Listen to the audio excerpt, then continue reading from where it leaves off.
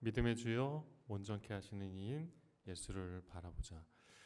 예수님이 있어 행복한 이 안식일, 여러분들의 마음속에 진정으로 하나님께서 주시는 말씀의 교훈을 통하여 다시 한번 오늘 우리의 삶을 이끄시는 하나님의 귀한 사랑과 은혜를 함께 나누기를 원합니다.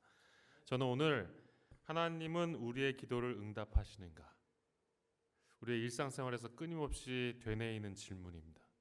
그리고 부제로 다윗을 통해 바라본 기도의 응답이라는 제목을 가지고 사무엘하 16장 10절로 11절에 있는 말씀을 통하여 오늘 우리들에게 과연 기도의 응답은 무엇인가, 그리고 그것은 오늘 우리들에게 어떻게 적용되는가에 대하여 함께 살펴보기를 원합니다.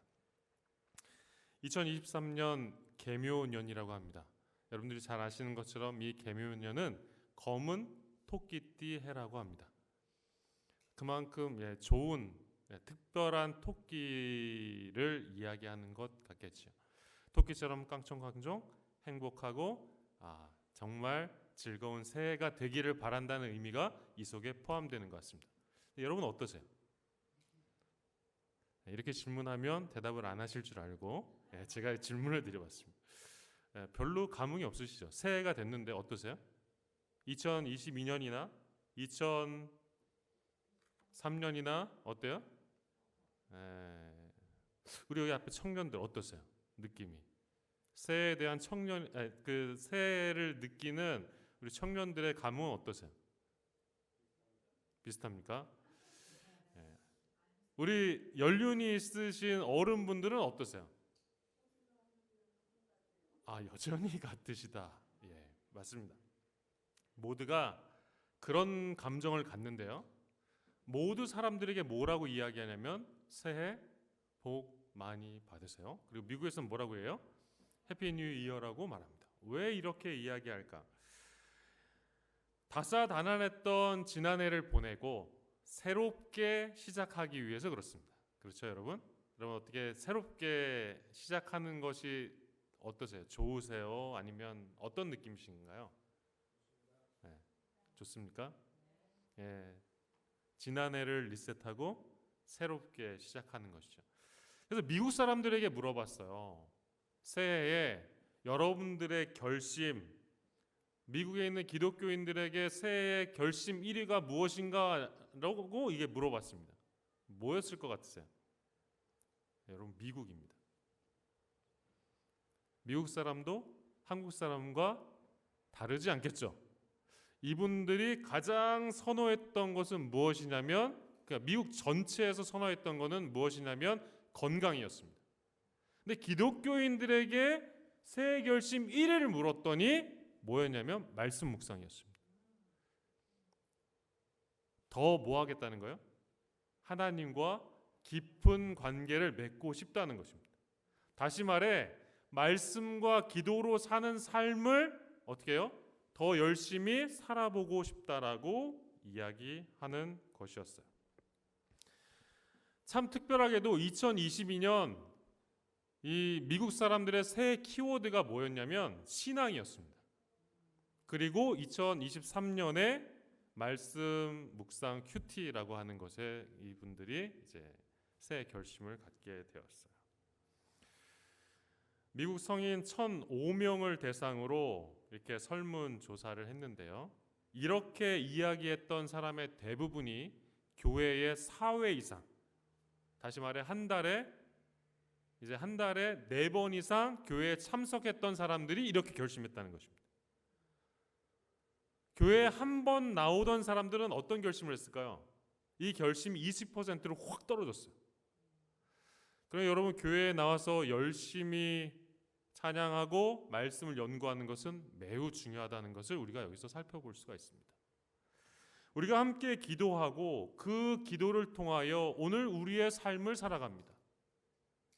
여러분, 과연 이것이 우리의 삶에 실제로 적용될 것인가? 여러분, 한 장의 사진을 여러분들에게 보여드립니다. 어떤 사진처럼 보이세요? 소방대원들도 보이고요. 작업복을 입은 사람들이 가득해요. 어떤 일이었을까요? 정답이십니다.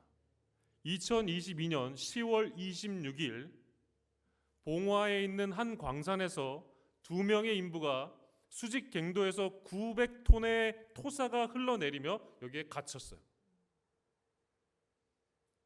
당연히 신문에 대문짝만하게 대서특필됐습니다. 그리고 나서 이틀 뒤에 대한민국에 큰 일이 일어났어요.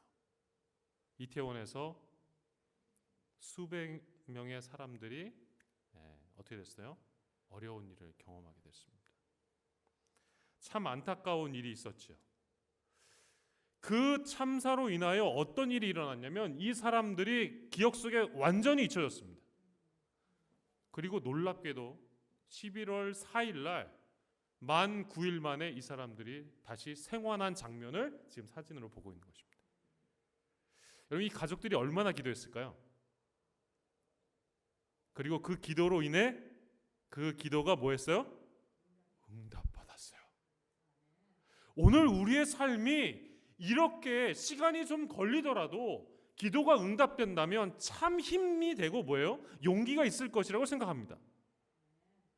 여러분, 그런데 참 놀라운 것은요, 모든 기도가 이렇게 놀라운 역사로 보여지지 않는다는 거예요. 오늘 성경의 말씀을 통하여 이 인생의 딜레마, 다시 말해 이 기도의 응답에 대한 딜레마를 오늘 성경 말씀을 통해 함께 살펴보기를 원합니다. 사무엘하에는 이 성경의 이 기도의 딜레마에 대하여 이렇게 기록합니다. 다윗 왕이 이렇게 말해요. 왕이 가로되 수루야의 아들들아, 내가 너희와 무슨 상관이 있느냐? 저가 저주하는 것은 뭐라고 얘기해요? 다윗 왕이 말하는데 어떤 사람이 뭐 하는 거예요? 자신을 저주하고 있다고 말하는 거예요. 그런데 그 저주에 대하여 뭐라고 말해요? 같이 읽어볼까요? 여호와께서 시작. 여호와께서 저에게 다윗을 저주하라 하심이니, 저주했는데 그 저주가 누구로 인한 저주라고 말해요? 하나님께서 하신 저주다라고 말해요. 여러분, 우리가 모든 일들의 어려움을 이렇게 느낀다면 해결되지 않을 문제는 하나도 없을 것 같아요. 그런데 실제로 여러분 삶 속에서 이렇게 적용하는 것이 쉬우세요? 어려우세요? 누가 날 저주하는데 이게 하나님의 뜻이구나, 오늘 너무 행복하다, 이렇게 느끼시는 분 아무도 없다라는 거예요. 동일하게 다윗 왕도 그런 느낌이었을 거예요. 내가 어찌 그리하였느냐 할 자가 누구겠느냐 하고, 또 아비새와 모든 신복에 이르되 내 몸에서 난 아들도 내 생명을 해하려 하거든 하물며 이 베냐민 사람이랴. 자신을 저주하는 사람이 누구래요? 베냐민 사람이랍니다. 그리고 여호와께서 저에게 명하신 것이니 저로 저주하게 내버려 두라. 베냐민 사람이 이스라엘 왕을 저주하는데 그것을 뭐래요?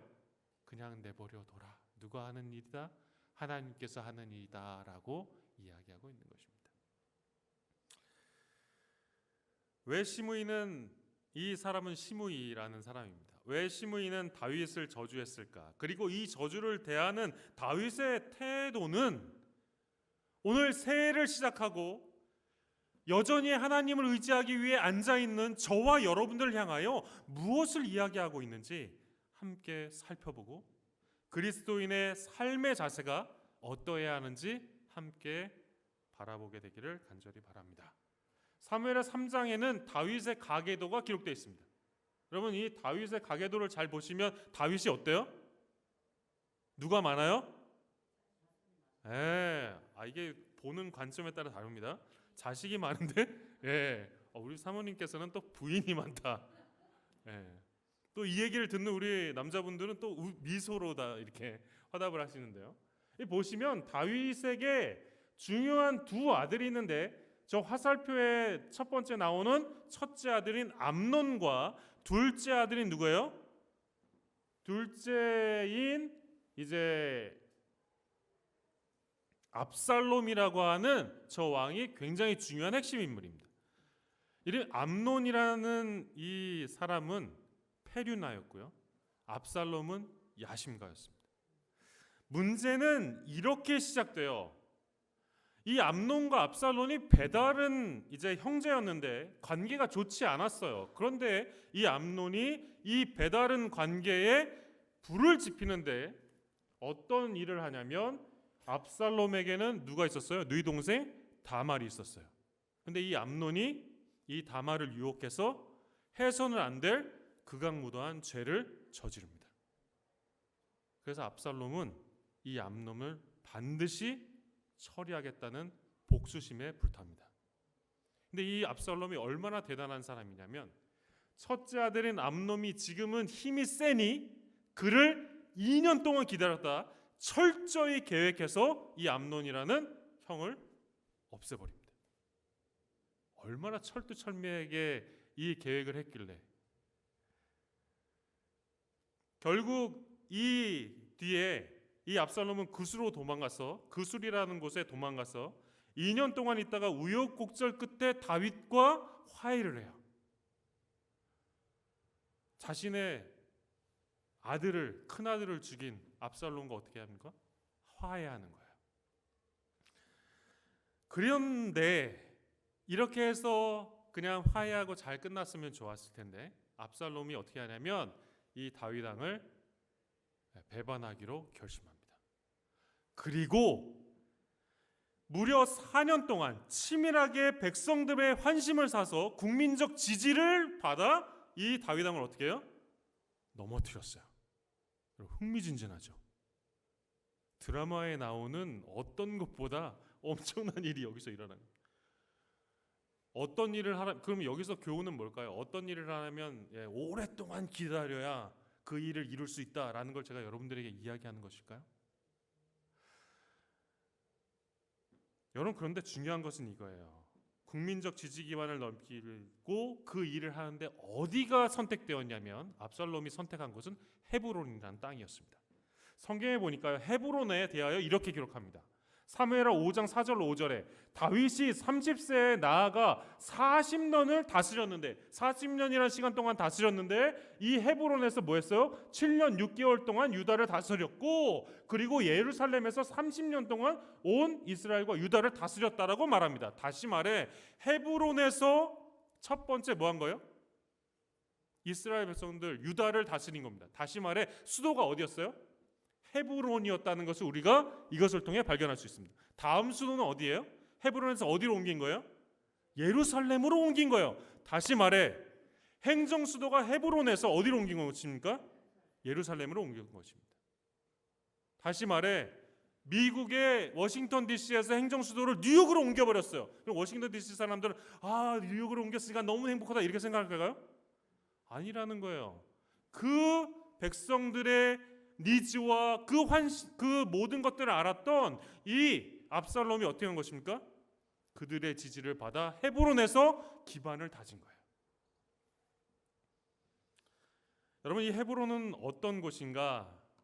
여러분들이 잘 알고 있는 막벨라 굴이 있는 곳입니다. 막벨라 굴이 어떤 곳이에요? 성경에 보면 아브라함과 그 아브라함의 아내 그리고 야곱과 리브가와 레아가 어디에 이곳에 장사됐어요. 그러니 이스라엘 백성들에게 있었던 뿌리가 되는 매우 중요한 곳이었습니다. 그런데 그곳에 7년 동안 있다가 어떻게 한 거예요? 갑자기 수도를 예루살렘으로 옮겨버린 것입니다. 이제 그 불만 세력들을 규합해서 다윗 왕과 어떻게 한 거예요? 일전을 벌이게 되는 것이죠. 그리고 여기에 뛰어난 모사꾼인 아버지를 대적하는 사람이었던 아히도벨이라고 하는 사람이 등장합니다.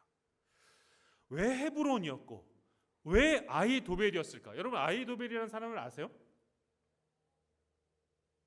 아히도벨이라고 하는 사람은 어디에 등장하냐면 사무엘하 11장 3절에 그리고 사무엘하 23장 34절에 나오는데요. 여기 보면 다윗이 사람을 보내 그 여인 누구냐면 밧세바입니다. 여러분 잘 아시는 것처럼 밧세바를 알아보게 하였더니 그가 이르되 그는 엘리암의 딸이요. 밧세바는 누구의 딸이래요? 엘리암의 딸이래요. 우리아의 아내 밧세바가 아니니까라고 말합니다. 다시 말해 엘리암의 사위가 우리아예요. 근데 엘리암은 누구인가 봤더니 마아가 사람의 손자 아이스베의 아들 엘리벨렉과 길로 사람 아히도멜의 아들 엘리암. 아히도멜의 아들이 누구예요? 엘리암이에요. 그리고 엘리암의 딸이 누구예요? 밧세바예요. 근데 그 밧세바를 누가 겁탈했어요? 다윗이 겁탈했어요. 그러니 아히도벨은 충분히 복수할 만한 기회가 등장한 것입니다. 그래서 압살롬과 함께한 거예요. 근데 이 아히도멜이 어떤 사람이었는가? 성경에는 이렇게 기록합니다. 같이 한번 읽어볼까요? 사무엘하 16장 23절입니다. 시작. 아히도벨이 베푸는 모략은 하나님께 물려받은 말씀과 뭐야 돼요? 일반이라. 하나님처럼 그가 뭐하다는 거예요? 지혜롭고 똑똑하다는 거예요. 이런 사람과 싸워야 한다면 다윗이 이길 수 있을까요? 아니면 질 수밖에 없었을까요? 백전백패할 수밖에 없는 상황이었던 거예요. 그리고 이것이 그의 죄의 결과로 드러났다는 것을 이 다윗이 분명하게 이해합니다. 왜냐하면 그가 이렇게 말해요. 아히도벨이 베푸는 모략은 누구에게 물려받은 거예요? 하나님께 물려받았다라고 말해요. 그가 그만큼 하나님께 물려받을 만큼 똑똑한 사람, 하나님의 사람이라고 뭐예요? 인정하는 것입니다. 자신의 죄의 결과로 이 문제가 이르러 왔다는 것을 그는 철저하게 깨닫게 됩니다. 이 상황을 성경이 이렇게 기록했어요. 여러분 이때 어떤 기도를 드려야 할까요?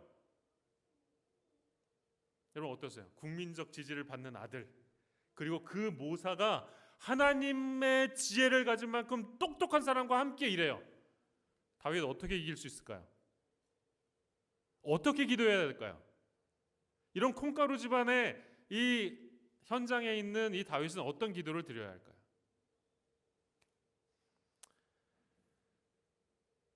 다윗이 이렇게 했다라고 성경은 기록합니다. 같이 한번 읽어볼까요? 시작. 다윗이 감람산으로 향하고 저와 함께 가는 백성들도 각각 그 머리를 가리우고 울며 올라가니라. 기도가 나오지 않아요. 어떻게 할 수밖에 없어요? 울 수밖에 없었다. 눈물의 기도를 다윗이 드렸다라고 기록합니다. 아무것도 할 수 없을 때 눈물로 기도 드리는 것입니다. 여러분 새해를 시작하며 여러 결심들을 하셨을 거예요. 여러분들의 여러 기도 제목이 있을 것입니다.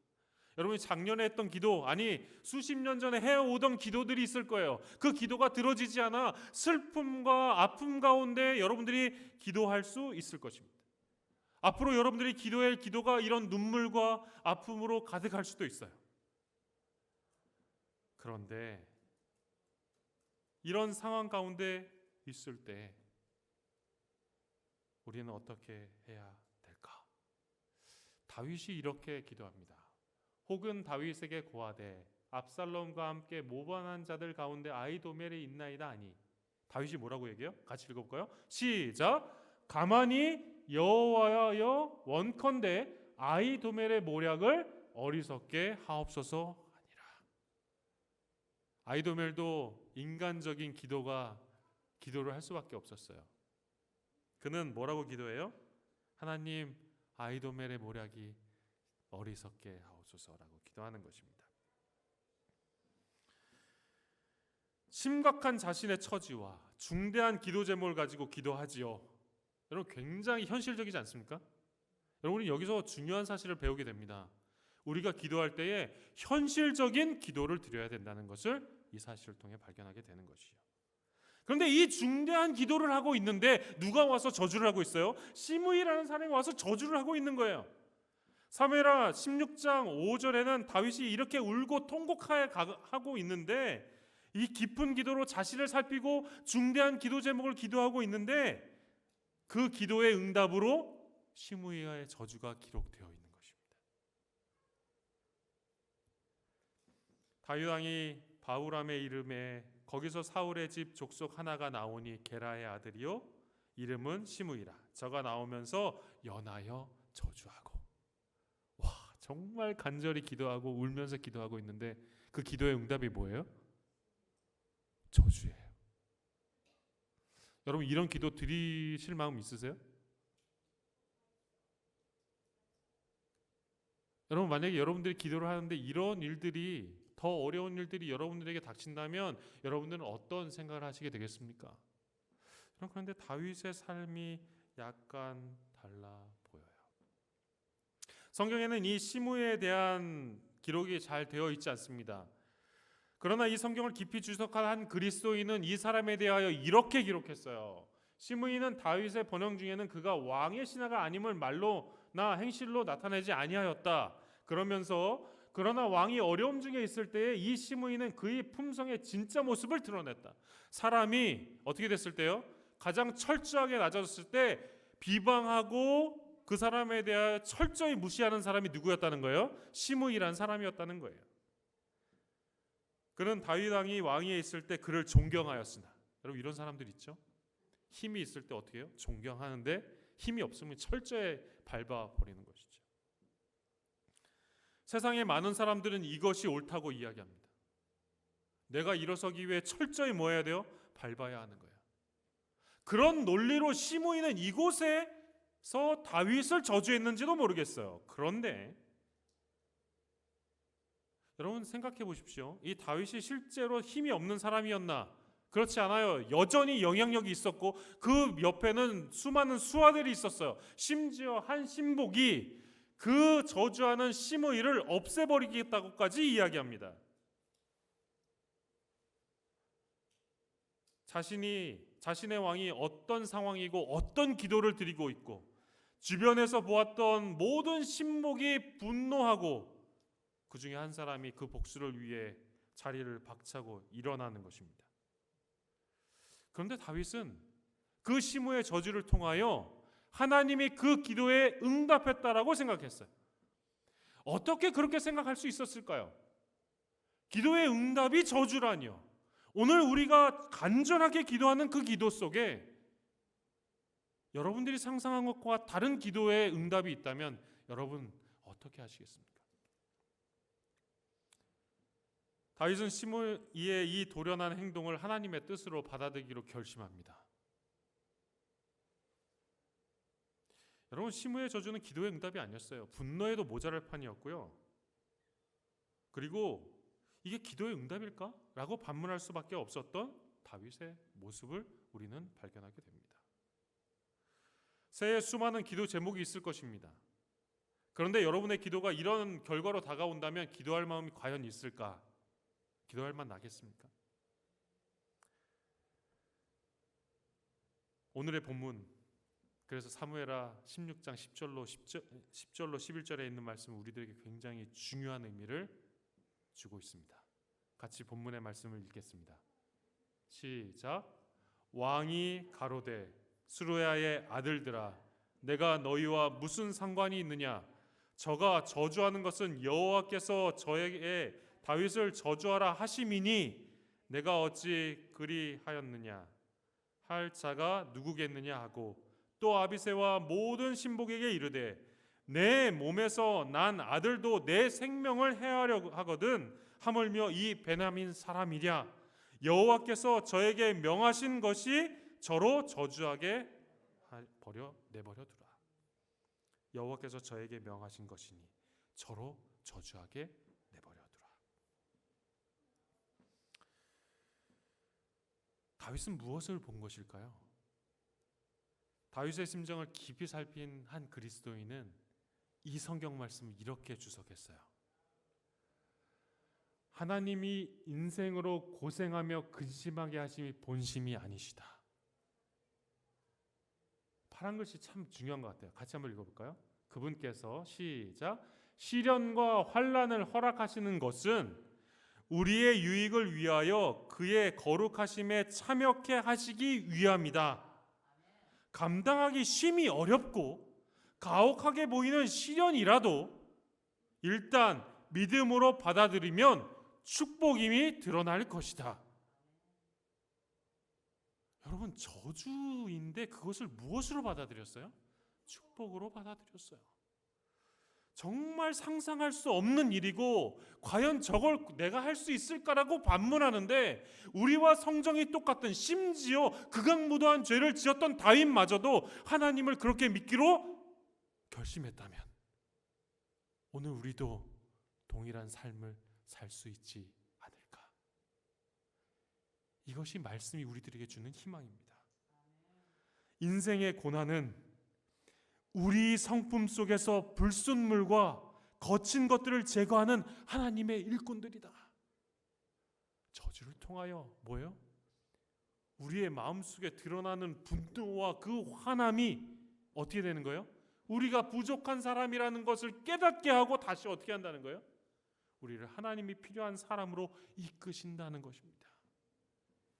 이것이 이 성경을 주석했던 한 그리스도인이 우리들에게 남기고 싶었던 이야기예요. 이들 시련들에 의해 채석되어 깎이우고 끌로 새겨지고 갈리고 다듬어지는 것은 고통스러운 과정이다. 여러분, 우리가 기도해서 그 기도가 응답되지 않을 때 그것은 뭐예요? 고통스러운 과정이다라고 여기도 기록되어 있어요.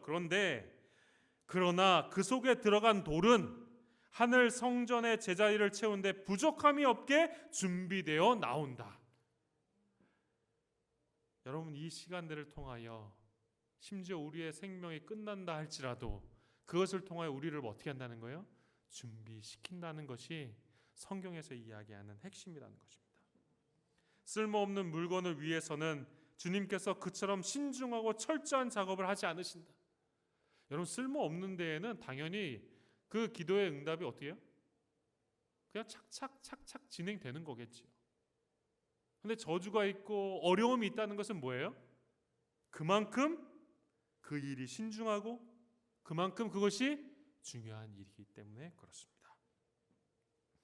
오직 그분의 보석만이 어디에 새겨져요? 궁전의 식양대로 다듬어진다는 것입니다. 오늘 우리는 하나님의 말씀으로 다듬어지기 위해 이 자리에 앉아있고, 하나님의 기도를 통하여 우리는 어떻게 해요? 다듬어져서 하늘 궁전의 식양대로 오늘 우리는 그곳에 남겨지게 되는 것입니다. 다윗이 그 사실을 알았고 그러한 삶을 살아갔어요. 여기 행복이라고 하는 이 책은 행복의 빛이라는 책인데요, 여러분, 산상보훈이라는 책입니다. 오늘 나라면 어떻게 대할 것인가? 기도의 응답을 대하는 여러분들의 태도, 여러분들의 생각, 다시 한번 생각해 보게 되는 것입니다. 모든 것이 일산천리로 잘 해결됐으면 좋겠어요. 내가 하는 계획대로 그 모든 일들이 이루어졌으면 좋겠어요. 그러나 그 일이 이루어지지 않고 내가 무언가 해야 될 일이 있다면 그 속에서 하나님께서 우리들에게 주시는 귀한 말씀이 있다는 것을 한번 생각해 보는 저와 여러분이 되기를 간절히 바랍니다.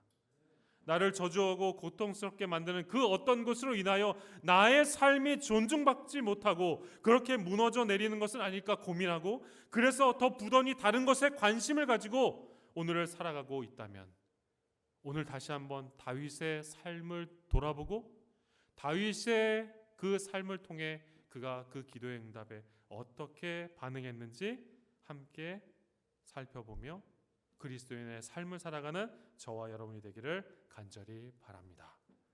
오늘 가정에서 또는 교회에서 여러분들을 더 단련시키고 하늘의 성전으로 더 적합한 보석으로 다듬기 위하여 우리 각자들을 하나님께서 이용하시는 것입니다.